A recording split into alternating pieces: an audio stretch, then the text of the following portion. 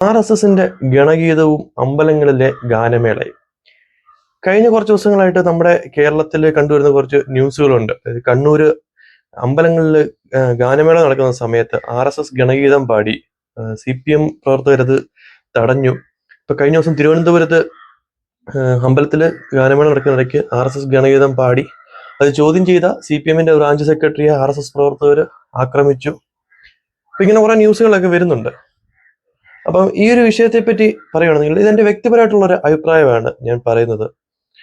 അമ്പലങ്ങളിൽ RSSന്റെ ഗണഗീതങ്ങൾ പാടാൻ തുടങ്ങിയിട്ട് ഇന്നോ ഇന്നലെയോ അല്ലെങ്കിൽ ഈ രണ്ടാം പിണറായി സർക്കാർ വരുന്ന ഈ ഒരു 10 കൊല്ലോ 8 കൊല്ലോ ഒന്നും അല്ല, വർഷങ്ങൾ. RSS എന്ന് തൊട്ട് കേരളത്തിൽ പ്രവർത്തനം തുടങ്ങിയോ, അല്ലെങ്കിൽ RSSന്റെ ഗണഗീതങ്ങൾ പരമപവിത്രമതാമി മണ്ണിൽ എന്ന് പറയുന്ന പാട്ട് എന്ന് തൊട്ട് കേരളത്തിലെ ആളുകൾ കേട്ടു തുടങ്ങിയോ ആ സമയങ്ങളിൽ തൊട്ട് തന്നെ അമ്പലങ്ങളിൽ ഈ പാട്ട് ഗാനമേളകളിൽ പാടാറുണ്ട്.